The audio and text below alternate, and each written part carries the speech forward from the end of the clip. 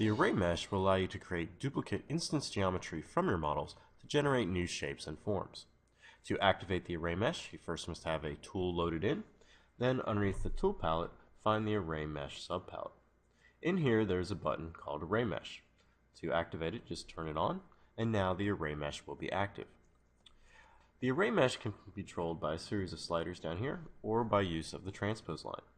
To activate the transpose line functionality, just click this transpose button here, and now switch to any of the transpose lines.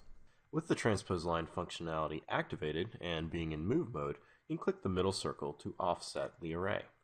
After the offset is created, you can come down here to this repeat icon right here and just click and drag left or right, and it will increase the amount of repeats that will be generated along the array. After you have the repeats set to your liking, you can come back to the other transpose tools and further manipulate the array until you get a design or a shape you kind of like. Now, any of these transpose functionalities will also update the sliders over here. So as you can see, as I was doing that repeat function, this repeat slider is changing. So you can always come over to the panel over here and adjust the values as well if you don't want to use the transpose function. Now, after you have one stage of the array kind of generated, you can add another stage on top of that to even make a more complex array.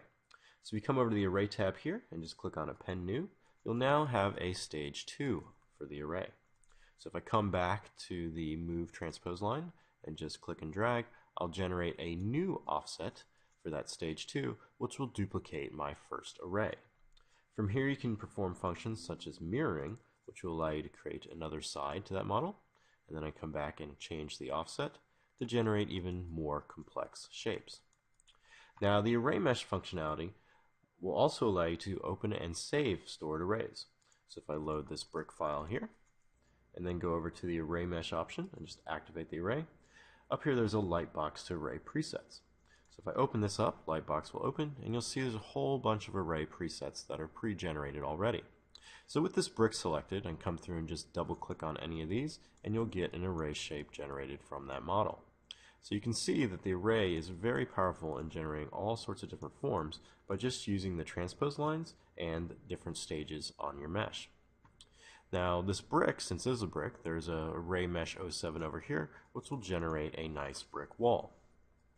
Now with this brick wall and the array mesh being instance geometry, at any time I can come through and actually manipulate the original array shape. So to find out which one is the original shape, you can come and just turn the array mesh off, and you see that this is the original mesh that was used to generate the array. So I can come through with any of the Zbrush sculpting tools, say as the move brush here, and just come and manipulate that shape there, and you'll see it will update across all the array. So this will allow you to further modify your mesh and then have it update across the entire array. This functionality also works really well for generating items such as vehicles. So if I have one tire, this tire here was just created with the Z modeler brush, and I turn the array mesh on, I can come through and using the transpose tools, just generate 2 tires, like so, for one side of a vehicle. And then if I want to mirror these tires onto the other side, I can just append a new stage, turn on mirroring, and then manipulate the transpose line again to give me a second tire. And at any time I can also come through and modify that tire there, or if I decide if I want one tire to be larger on the front side of the vehicle versus the other one, I can go back to that first stage and then come to the scale option here and adjust the scale sliders.